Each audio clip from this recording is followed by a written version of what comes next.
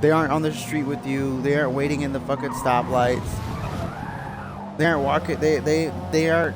They're probably too terrified to go walk on the street to a store. They probably don't engage with the commons or the commoners at all. They probably exist in a bubble where it's just rich people, and that's the only perspective that they get in America. When you get around people who are like, oh, everyone should just drive an EV, everyone should just do this, it's like, obviously you probably ain't been around all of America. You know what I mean? Like, the people who are telling you about a lot of this shit, it's like, man, you gotta go to all aspects of America. You can't just stay in one part and expect to understand the full picture. And that's like looking at a picture of a fucking, like, you're looking at a full picture of America, right? Like, imagine this is a full picture, right? Like, let's use a like a little bit of a metaphor. If you're looking at America, you want the full picture, right? If you're making decisions about Americans for Americans, even if you're just a CEO and you're making corporate decisions that aren't government decisions, they're not policy decisions, but you're just selling products, or you're just selling whatever, or you're just services, or whatever you do as a business. You want to see the whole picture. You don't want to be just like, oh, I only see one corner of the picture. Like, imagine you have this picture. I actually found this at a thrift store. This is actually a really good painting, but I found this at a thrift store. I don't even know who this is, to be honest. It has like some type of signature in the corner. I don't know who that is. It could be someone famous. This could actually be worth something. I don't even know. I doubt it. But I found this at a thrift store, and we'll just use this as an example. It's actually a pretty good painting, low-key. It's like some type of windmill. They have this, like, it's actually a pretty good painting. And then whoever this is, I don't know who that is, but that's who painted it. I like to collect some of these from like antique stores, or I'll go thrifting, or I'll just find like a random art piece out in the wild, and I'll just like add it to my collection. I have actually a pretty decent collection of art, honestly, kind of like books. But it's like if you were looking at this and you only and your only perspective is this part of the painting, this one aspect, this one part of the painting, but you're not seeing the full picture. You know what I mean? I guess my point being is like, yeah, if you only focus on one part of the picture, like if you're just like, I only live on this hill, I only live around rich people, and, I only service rich people, I only talk to rich people, I'm only around rich people, I don't go into Walmarts, I don't go into commoner places. And your perspective is limited to just one part of the painting. For someone who's going into the rich areas, the poor areas, all areas, they probably have the full fucking picture. Do you know what I'm saying here? Like, perspective is all about experience, intelligence, and honestly, like, you're gonna have to get out of your own comfort zone, your own bubble. And I don't think a lot of people get out of their comfort zone, especially rich people, because they don't have to get out of their comfort zone. They live in a world where they can pay to not get out of their comfort zone. There's no way that they anything uncomfortable, like if they can just pay to not see it. They can be like, oh man, that made me uncomfortable. I'm rich. I don't want to see that homeless person anymore. You know what I mean? Like, rich people, they pay to not face uncomfortable realities in America. For example, like if you're a regular commoner American, you might see a homeless person, and you might have to actually understand, perceive, and try to comprehend as to how that person got to that point, as well as how the country allowed them to get to that point, as well as what happened in the social safety net or society that has led to that inflection point, or whether it's family social safety nets, whether it's friends social safety nets, whether it's workplace social safety nets, whether it's just city, community social safety nets, whether it's state social safety nets, or whether it's federal social safety nets. What led to that outcome, whether it's crime, whether it's poverty, whether it's anything. You know, everything has a snowball effects and consequences, and sometimes it's just generational. Like, you know, you might just like it just might be one of those things. But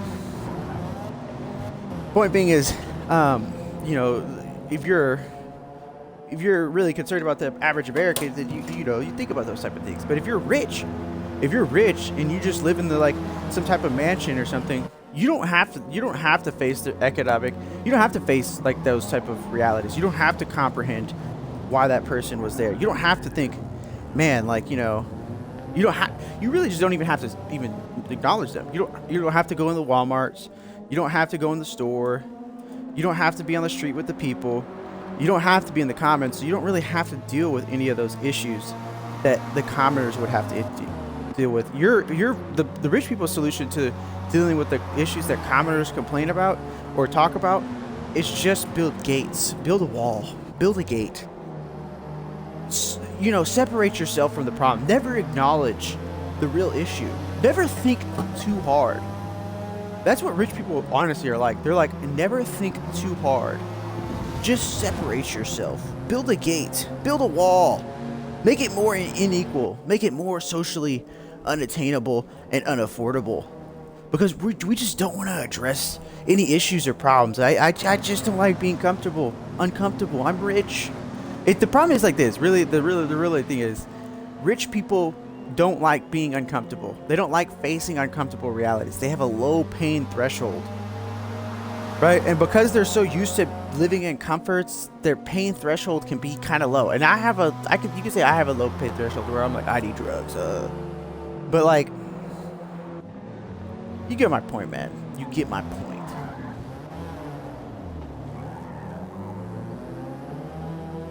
You know what I'm saying? You get my point. Anyway, I need to lock it. I need to sleep my servant. I would give a big speech. I'm just gonna turn this on and put on some music. But yeah, man. I think the EV charging station is kind of stupid because we just don't have the infrastructure for it. Nor are we gonna rebuild all the gas stations in America. Nor are we gonna fucking, you know what I mean? Like, we're not gonna rebuild all the gas stations in America.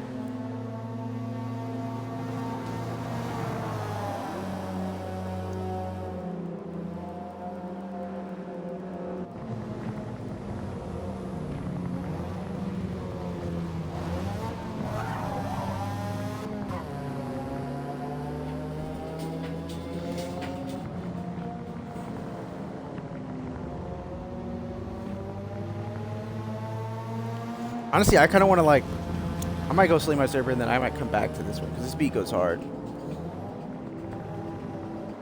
Some of these go hard. I might just rewind it. We'll see. I'm gonna like go get some coffee and stuff. Gotta get ready for today. Actually, you know what? I might come back because this song goes hard. It goes pretty hard.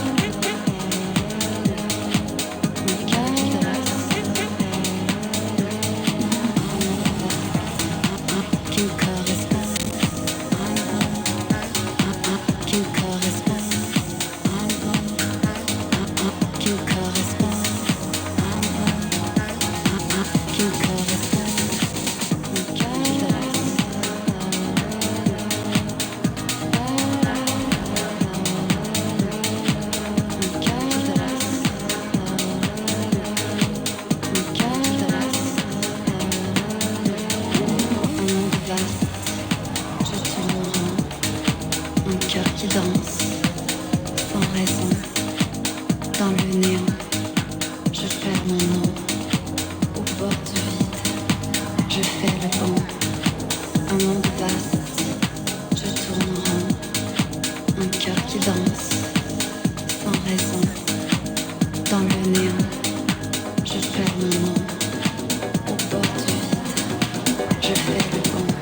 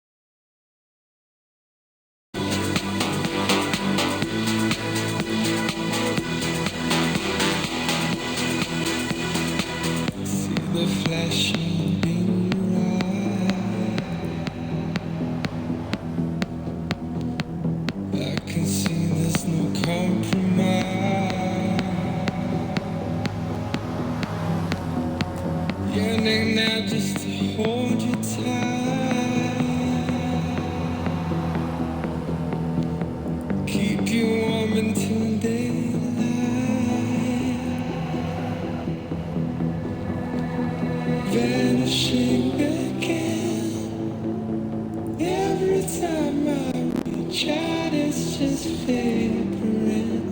There's nothing there.